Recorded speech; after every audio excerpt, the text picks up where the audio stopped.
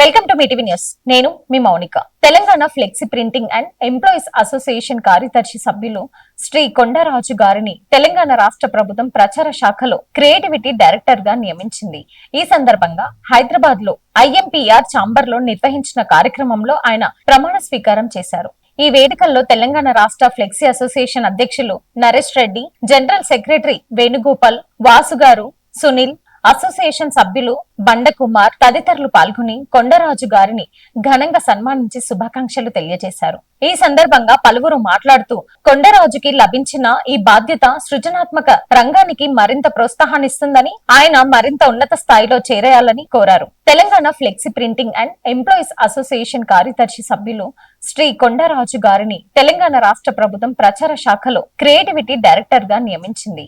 ఈ సందర్భంగా హైదరాబాద్ లో IMPR ఛాంబర్ లో నిర్వహించిన కార్యక్రమంలో ఆయన ప్రమాణ స్వీకారం చేశారు. ఈ వేడుకల్లో తెలంగాణ రాష్ట్ర ఫ్లెక్సీ అసోసియేషన్ అధ్యక్షులు నరేష్ రెడ్డి, జనరల్ సెక్రటరీ వేణుగోపాల్, వాసుగారు, సునీల్, అసోసియేషన్ సభ్యులు బండకుమార్ తదితరులు పాల్గొని కొండరాజు గారిని ఘనంగా సన్మానించి శుభాకాంక్షలు తెలియజేశారు. ఈ సందర్భంగా పలువురు మాట్లాడుతూ కొండరాజుకి లభించిన ఈ బాధ్యత సృజనాత్మక రంగానికి మరింత ప్రోత్సాహాన్నిస్తుందని, ఆయన మరింత ఉన్నత స్థాయిలో చేరేయాలని కోరారు.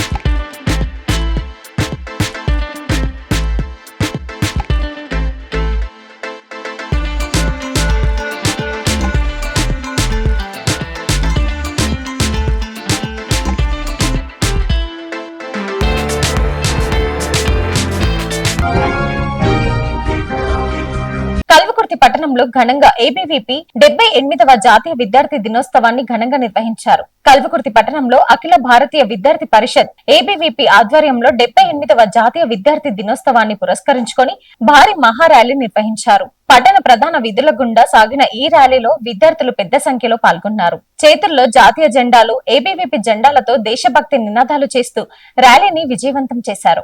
ఈ సందర్భంగా ABVP నాయకులు మాట్లాడుతూ విద్యార్థి శక్తి దేశ నిర్మాణానికి పునాది అని పేర్కొన్నారు. విద్యార్థుల్లో జాతీయ భావన, సామాజిక బాధ్యత, నాయకత్వ లక్షణాలను పెంపొందించడమే సంస్థ ప్రధాన లక్ష్యమని అన్నారు. ఈ మహా ర్యాలీలో ABVP నాయకులు, కార్యకర్తలు, విద్యార్థులు పాల్గొని కార్యక్రమాన్ని విజయవంతం చేశారు. సరే, ర్యాలీని ఎప్పటి నుంచి నిర్వహిస్తున్నారు, ఎంతవరకు నిర్వహిస్తారు? ప్రస్తుతానికి గవర్నమెంట్ జూనియర్ కాలేజ్ నుంచి శివాజీ చౌక్ వరకు నిర్వహిస్తున్నాం. ఈరోజు అఖిల భారతీయ విద్యార్థి పరిషత్ 77 వసంతాలు పూర్తి చేసుకుని 78వ వసంతంలోకి అడుగుపెడుతూ ఉంది. అఖిల భారతీయ విద్యార్థి పరిషత్ 1949 జూలై 9 మొదలైంది. అప్పటి నుంచి ఇప్పటి వరకు అనేక కార్యక్రమాలు చేసుకుంటూ విద్యార్థులలో దేశభక్తి, జాతీయత లక్ష్యంగా దేశహితమే ధ్యేయంగా విద్యార్థులలో దేశభక్తి, సేవాభావం, అంకితభావం వంటి గుణాలని పెంపొందిస్తూ అటక్ నుంచి కటక్ వరకు, కన్యాకుమారి నుంచి కాశ్మీర్ వరకు అనేక కార్యక్రమాలు చేసి విద్యార్థులకి అండగా నిలిచింది అఖిల భారత విద్యార్థి పరిషత్. ఈరోజు కల్వకుర్తిలో 77 వసంతాలు పూర్తి చేసుకుని 78 వసంతాలు అడుగుపెడుతున్న సందర్భంగా ర్యాలీ నిర్వహించడం జరుగుతుంది. సో ఇక్కడ ఈ కార్యక్రమంలో స్టూడెంట్స్, కాలేజ్, స్కూల్ అందరూ అన్ని స్టూడెంట్స్ పాల్గొన్నారు సార్. ప్రతి ఒక్క స్టూడెంట్స్ ఇక్కడ కల్వకుర్తిలో సంబంధించిన అన్ని విద్యార్థులందరూ పాల్గొనడం జరుగుతుంది ఈ కార్యక్రమంలో. సో ఈ స్పందన ఎట్లా లభిస్తుంది సార్ విద్యార్థుల నుంచి? చాలా చక్కటి స్పందన లభిస్తుంది. ఎందుకంటే ఆర్గనైజేషన్ 49వ స్టార్ట్ అయిన ఆర్గనైజేషన్ ఇప్పుడు 2026లో వరల్డ్ లార్జెస్ట్ స్టూడెంట్ ఆర్గనైజేషన్ గా ఎదిగింది. దాంతోపాటు వరల్డ్ లార్జెస్ట్ స్టూడెంట్ ఆర్గనైజేషన్ తో పాటు వరల్డ్ స్ట్రాంగెస్ట్ స్టూడెంట్ ఆర్గనైజేషన్ గా కూడా ఏబీవీపీ నిలబడింది. నమస్తే, నా పేరు ప్రశాంత్, ఏబీవీపీ రాష్ట్ర కార్యదర్శి సభ్యుడు. ఈరోజు అఖిల భారతీయ విద్యార్థి పరిషత్ ఏబీవీపీ కల్వకుర్తి శాఖ ఆధ్వర్యంలో 78వ జాతీయ విద్యార్థి దినోత్సవాన్ని పురస్కరించుకొని ఈ యొక్క మహార్యాలీ కార్యక్రమాన్ని నిర్వహించడం జరిగింది. ఈ యొక్క కార్యక్రమంలో ప్రతి ఒక్క విద్యార్థి భాగస్వామ్యం కావడం మేము ఎంతో సంతోషంగా భావిస్తా ఉన్నాం. ఈ యొక్క అఖిల భారతీయ విద్యార్థి పరిషత్ అనేది విద్యార్థుల కోసం నిరంతరం పోరాటం చేస్తూ ఉంటది. ఈ యొక్క అఖిల భారతీయ విద్యార్థి పరిషత్ 1949 జూలై 9 ఆవిర్భవించడం జరిగింది ఢిల్లీ యూనివర్సిటీలో. ఆ రోజు కేవలం ఒక 5 మందితో విద్యార్థులతో ప్రారంభమైన ఈ యొక్క అఖిల భారతీయ విద్యార్థి పరిషత్ ఈరోజు దేశంలోని, ప్రపంచంలోని బిగ్గెస్ట్ ఆర్గనైజేషన్ గా ఈ రోజు ఎదగడం అనేది మాకు ఎంతో గర్వకారణం. ఈ యొక్క విద్యార్థి పరిషత్ లో 65 మందితో ప్రారంభమైన విద్యార్థి పరిషత్ ఈరోజు అదే విద్యార్థి పరిషత్ లో కొన్ని వేల మంది, లక్షల మంది, కొన్ని కోట్ల మంది కూడా ఈ యొక్క విద్యార్థి పరిషత్ లో పనిచేస్తా ఉన్నారు. కేవలం విద్యార్థుల యొక్క మంచితనాన్ని, వాళ్ళకు జరుగుతున్న అన్యాయాలను అరికట్టడం పైన ఏబీవీపీ ఫైట్ చేస్తూ ఉంటది. ఇలాంటి రాజకీయ పార్టీలతో తొత్తు లేకుండా ఒకే విద్యార్థి సమస్యగా పనిచేస్తా ఉంది. సింగిల్ ఎజెండాతో మా గోల్ మొత్తం ఒకటే, ఏబీవీపీ ఎక్కడున్నా విద్యార్థుల పరాన కొట్లాడడం ఒకటే. విద్యార్థులకు ఎటువంటి అన్యాయం జరిగినా అక్కడ మీరు ఉంటారా సార్? ఖచ్చితంగా మా ఏబీవీపీ అక్కడ ముందుండి కొట్లాడుతుంది. ఇప్పుడు కానీ స్కూల్స్ లలో కానీ ఫీజు నియంత్రణపై ప్రతిసారి చేస్తున్నారు కదా, వాటికి ఎటువంటి స్పందన వస్తుంది? ఇప్పటివరకు అయితే మా విద్యార్థి సంఘం పనిచేస్తుంది కాబట్టి మాలాంటి వాళ్ళు ఏబీవీపీలో పనిచేస్తున్నారు కాబట్టి కొన్ని ప్రైవేట్ కార్పొరేట్ పాఠశాలలు ఇంకా దొంగతనంగా భయపడుకుంటూ అమ్ముతున్నారు. కానీ లేకపోతే మాలాంటి విద్యార్థి సమస్యలు పనిచేయకపోతే ఈరోజు ప్రతి ఒక్క పాఠశాలలో విద్యార్థి యొక్క తల్లిదండ్రులను ముక్కుపిండి వసూలు చేస్తున్నటువంటి పరిస్థితి కనిపిస్తూ ఉన్నది. మాలాంటి విద్యార్థి పరిషత్, విద్యార్థి నాయకుల వల్లనే ఈరోజు అక్కడక్కడ కొన్ని మొత్తం బంద్ కావడం కూడా జరుగుతూ ఉన్నది. ఇంతకుముందు మనం చూసుకున్నట్టయితే కల్వకుర్తిలో కూడా ఎంఈఓ గారిని తీసుకొచ్చిన, మున్సిపల్ కమిషనర్ గారిని తీసుకొచ్చి ఎవరికైతే పర్మిషన్ లేకుండా అడ్డంలో బుక్స్ అమ్ముతున్నారో వాళ్ళని సీజ్ చేయించడం కూడా జరిగింది. ఖచ్చితంగా విద్యార్థుల పక్షాన ముందుండి కొట్లాడుతుంది. వికారాబాద్ జిల్లా నవాబుపేట మండలం చిట్టిగిద్ద గ్రామానికి చెందిన యువకులు పోతురాజు ప్రదీప్ కుమార్ అదృశ్యమైన ఘటన కలకలం రేపింది. పోలీసులు తెలిపిన వివరాల ప్రకారం ప్రదీప్ కుమార్ వికారాబాద్ ఆర్టీసీ బస్ డిపోలో కాంట్రాక్ట్ ఉద్యోగిగా పనిచేస్తున్నారు. మంగళవారం ఉదయం 10 గంటలకు విధులకు వెళ్తానని ఇంటి నుంచి బయలుదేరిన ఆయన అనంతరం తిరిగి ఇంటికి రాలేదు. కుటుంబ సభ్యులు ఎన్నోసార్లు ఫోన్ చేయగా మొబైల్ ఫోన్ స్విచ్ ఆఫ్ రావడంతో అనుమానం వ్యక్తం చేశారు. బంధువులు, స్నేహితులు తెలిపిన వివరాల ప్రకారం ఎంత వెతికినా ఎలాంటి సమాచారం లభించలేదు.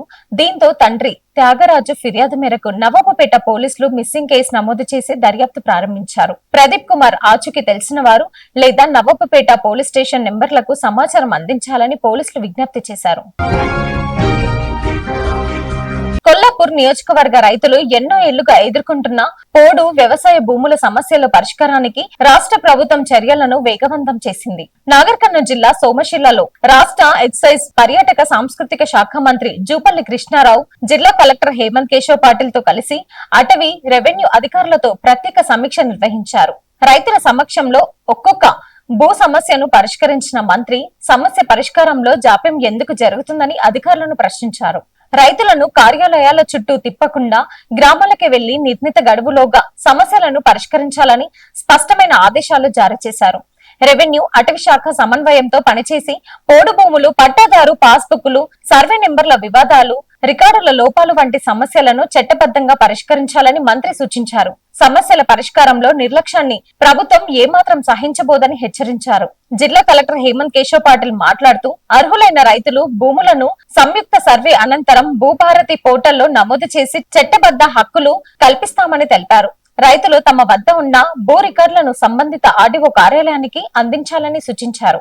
ఈ కార్యక్రమంలో అటవీ, రెవెన్యూ శాఖల అధికారులు, ప్రజాప్రతినిధులు, అలాగే పెద్దకొత్తపల్లి, కొల్లాపూర్, పెంటవెల్లి మండలాలకు చెందిన రైతులు పెద్ద సంఖ్యలో పాల్గొన్నారు. దీంట్లో ఇప్పుడు మాట్లాడితే ఒక 200 ఏకర్ పైన విస్తీర్ణం ఉండొచ్చు అని మీరు చెప్తున్నారు.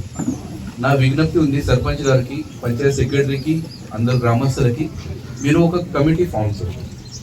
ఆ కమిటీలో పట్టా ఉంది, ఆ కాగితం పెట్టుకొని మీరు ల్యాండ్ ఎగ్జాక్ట్ మెజర్ చేసి ఆ పొజిషన్ చూపించి ఒక కేఎంఎల్ ఫైల్ ఆర్డీఓ గారికి సబ్మిట్ చేయండి. ఆ ఎవరెవరికి జెన్యున్ డాక్యుమెంట్స్ ఉన్నాయి, వాళ్ళు దుంతున్నారు, వైలేషన్ చేయలేదు అసైన్మెంట్ పట్టాకి, వాళ్ళకి మళ్ళీ భూభారతికి మనం తీసుకువస్తాం. కరెక్టే, అది ఒకటి.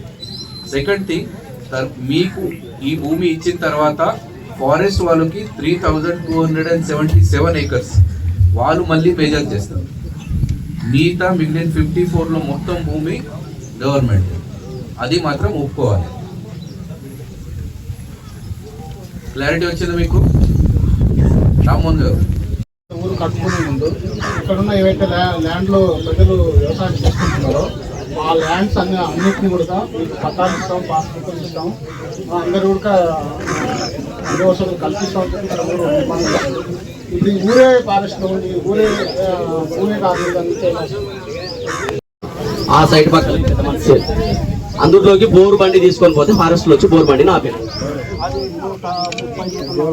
తీసుకొచ్చి ఒక మీటర్ తీసుకొచ్చి గాలైనా సార్ అనే సార్ ఫారెస్ట్ అతను ఆ సార్ చూసిండు. ఫారెస్ట్ లేకపోతేనే ఆ పూలు నాటుకోమని చెప్పాడు. ఫారెస్ట్ ఉండే పూల వల్ల గుంతలు ఊడిపించాడు. స్వయంగా చూసిండు. రిక్వెస్ట్ అడిగినాం సార్ కూడా, సార్ ఈ సైట్ మాది ఎందులోకి ఉంది సార్ అని ఒక మాట అడిగినాం. రెవెన్యూ కింద మాకు క్లారిఫికేషన్ ఉంది సార్ అక్కడ. once they show their 220 acres.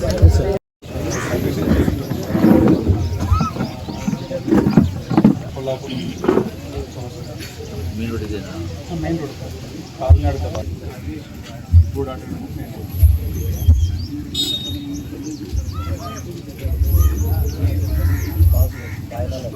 Sarpanch అధ్యక్షత కమిటీ వేసుకుని దానిలో అందరి మెంబర్లు పెట్టుకొని అనుభవం ఉన్న వాళ్ళు, పాత వాళ్ళు, మొత్తం అందరూ పెట్టుకొని కమిటీ వేసుకొని ఆ కమిటీ ద్వారా ఈ 200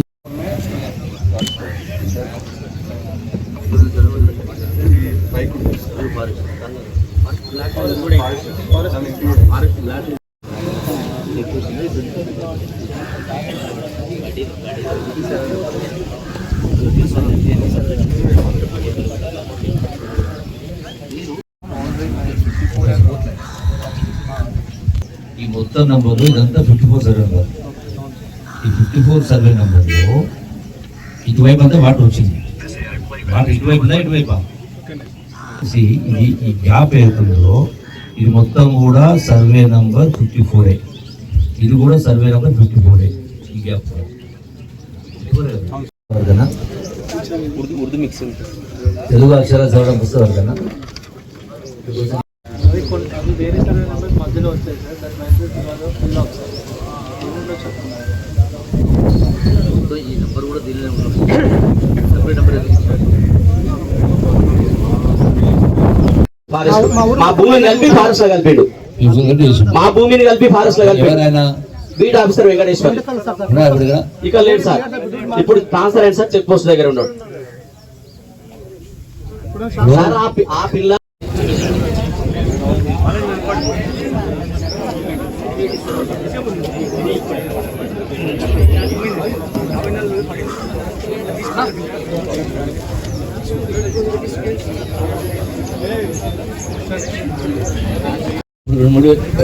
మీకు 3,000 చెప్పాక గ్రౌండ్లో కనపడదు, ఉండదు. ఎందుకంటే కొంత భూమి మీద శ్రీశైలం మునిగిపోయింది కాబట్టి అది మైనస్ ఎక్కువ. ఆ మైనస్ అయిన భూమి ఈ 100 ఎకరాలకు మీకు ఎన్ని ఎకరాలు ఉంటాయినా వీళ్ళు 100 ఎకరాలకే. సపోజ్ మీకు శ్రీశైలం 500 ఎకరాలు పోయింది అనుకోండి, అయినా 500 ఎకరాలు మీకు ఏమని అంటలేము. కేవలము వీళ్ళకి మొత్తం కలిపి అసైన్ ల్యాండ్ దున్నపును కేవలం లేదు. దీన్ని ఎవరో ఇబ్బంది పెట్టిండ్రు.